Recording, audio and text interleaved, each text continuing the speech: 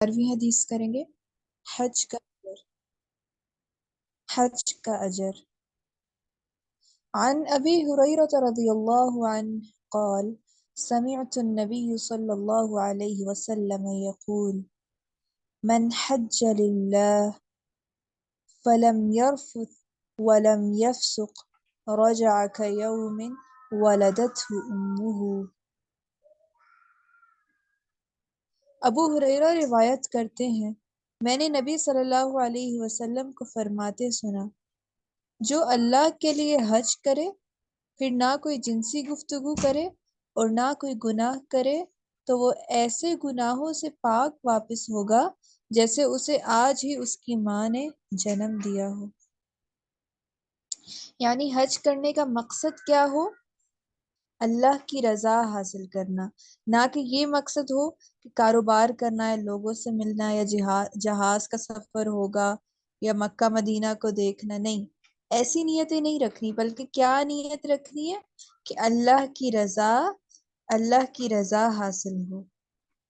کوئی فحش باتیں نہ کرے، حتیٰ کہ میاں بیوی اشاروں کناروں میں بھی ایسی بات نہ کریں، اور کوئی بھی جھگڑا نہ کریں، اور پھر وہ انسان ایسے واپس آئے گا جیسے اس کی ماں نے اسے ابھی ابھی پیدا کیا ہو، جیسے چھوٹا سا بچہ ابھی دنیا میں آتا ہے۔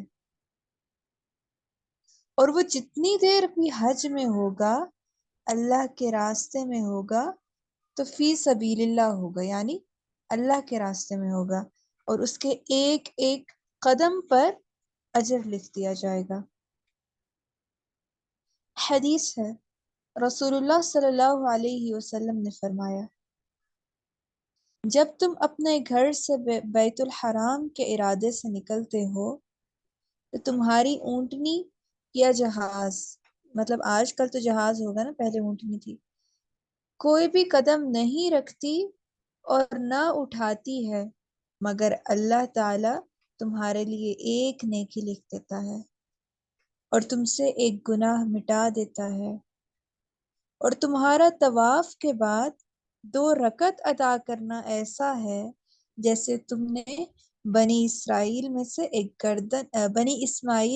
ایک گردن آزاد کی ہو۔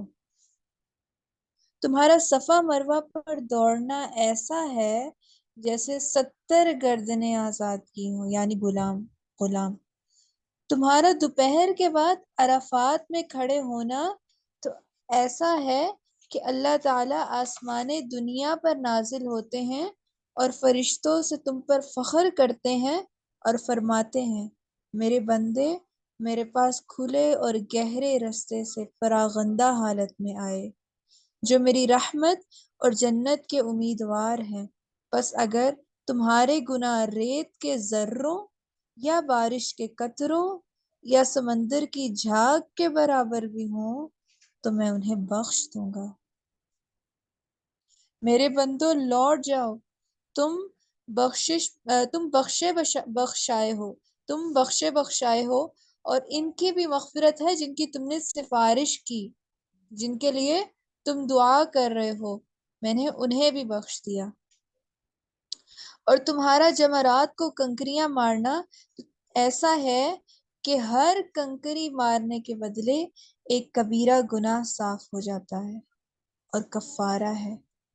اور تمہارا قربانی کرنا یہ تمہارے رب کے پاس ذخیرہ ہو جاتا ہے، اور تمہارا سر منڈوانا تو ہر بال کے بدلے جو تم منڈوا رہے ہو ایک نیکی لکھ دی جاتی ہے، یعنی جتنے بھی بال ہیں سر میں، ہر ایک ایک بال کے بدلے ایک ایک نیکی لکھ دی جاتی ہے، ایک ایک گناہ مٹا دیا جاتا ہے۔ اور اس کے بعد جب تم طواف کرتے ہو تمہارا کوئی بھی گناہ باقی نہیں رہتا، یہاں تک کہ ایک فرشتہ آتا ہے اور وہ دونوں ہاتھ تمہارے کندھے پر رکھ کر کہتا ہے، تم جو چاہو مستقبل میں کرو، تمہارے گزشتہ سب گناہ معاف کر دیے گئے ہیں۔ یعنی ایسے ہی تو نہیں کہا کہ جیسے بچہ پیدا ہوا ہے، بچہ بھی پیدا ہوتا ہے تو اس کے کوئی گناہ نہیں ہوتے، وہ بھی ابھی دنیا میں آیا ہے، تو اسی طرح ہر بال کے بدلے ایک نیکی لکھی جاتی ہے، ایک گناہ معاف ہو جاتا ہے، اور ہر हर कदम उठाने पर एक अजर लिख दिया जाता है, एक गुनाह माफ हो जाता है। और इसके अलावा अल्लाह ताला की तरफ से जन्नत की अल्लाह ताला की तरफ से मगफिरत भी मिल जाती है। और हर कंकरी मारने के बदले एक कबीरा गुनाह माफ हो जाता है। इसके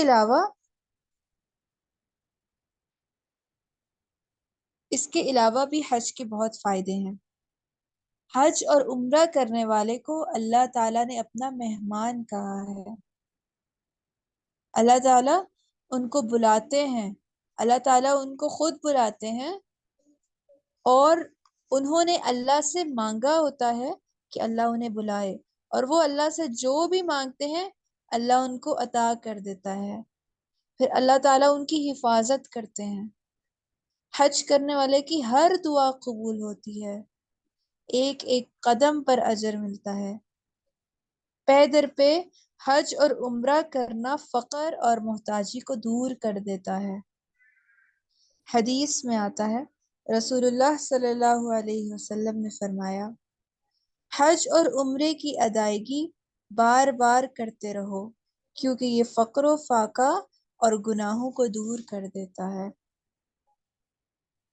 यानी हज सिर्फ एक ही, अगर एक दफा तो फर्ज है, लेकिन अगर एक से ज्यादा भी इस्तिताअत रखते हैं तो फिर करना जो है हमारे लिए जरूरी है।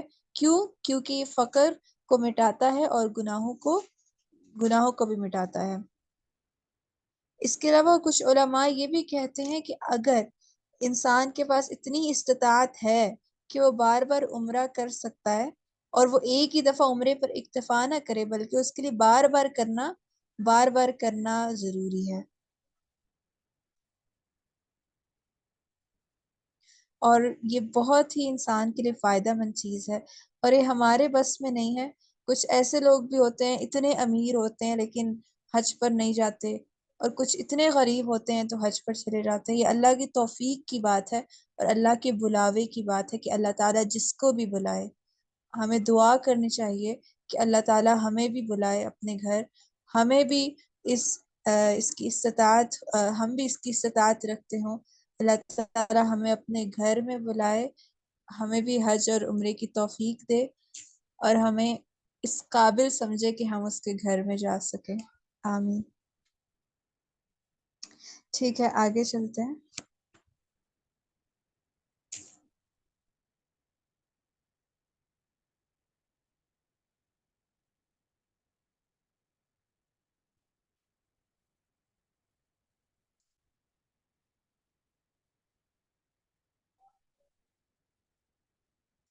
हमने पढ़ा था हल्क, जौफ और हल्क।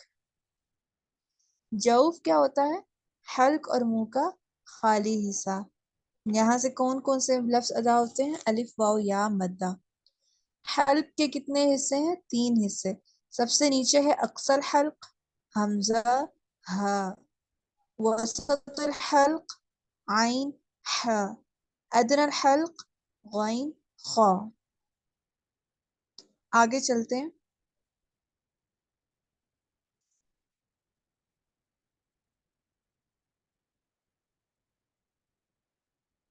इसके बाद हम पढ़ते हैं लिसान।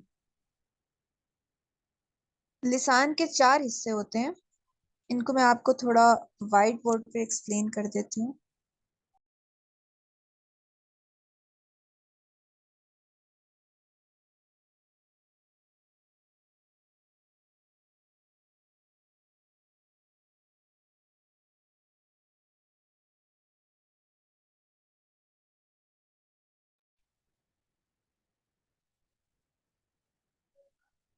ये जुबान है,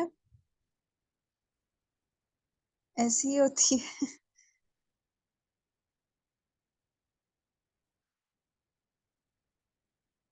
ठीक है।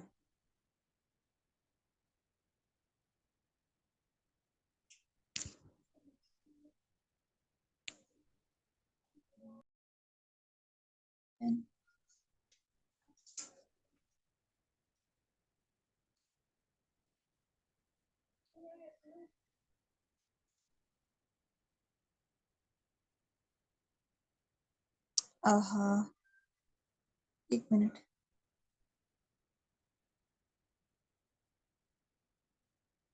زبان،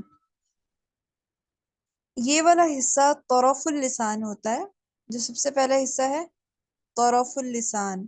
طرف کسے کہتے ہیں؟ سائڈ. یعنی یہ لسان کا سب سے نوک. نوک کو کیا کہتے ہیں؟ طرف اللسان.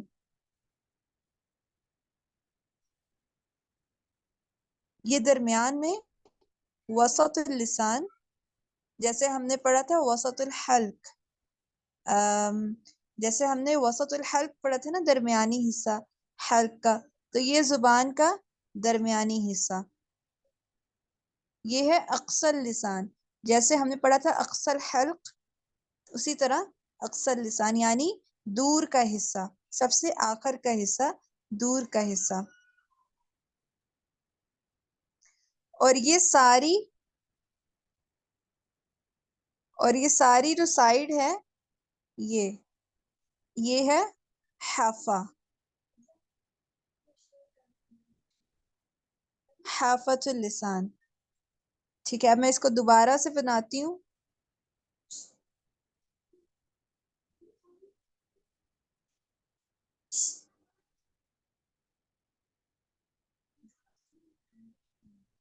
طرف اللسان، حافۃ اللسان، وسط اللسان، اقصی اللسان، حافۃ اللسان. طرف اللسان، وسط اللسان، اقصی اللسان، حافۃ اللسان. اب آپ کو ایک دفعہ پکچر بھی ایک دکھا دیتے ہیں تاکہ اچھی طرح کلیئر ہو جائے.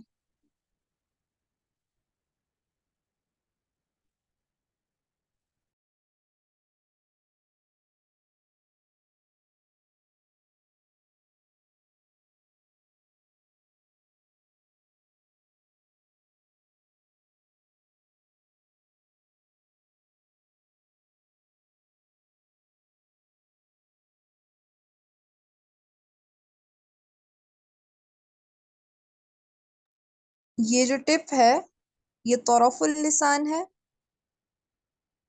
مڈل جو ہے وسط اللسان ہے، بیک جو لاسٹ والا حصہ ہے اقصی اللسان، اور یہ جو سارا زبان کی سائڈ ہے، ایجز ہیں، یہ ہے حافۃ اللسان. ٹھیک ہے، اگر کسی کو سمجھ نہیں آئے تو وہ مجھے میسج کر کے پوچھ سکتا ہے.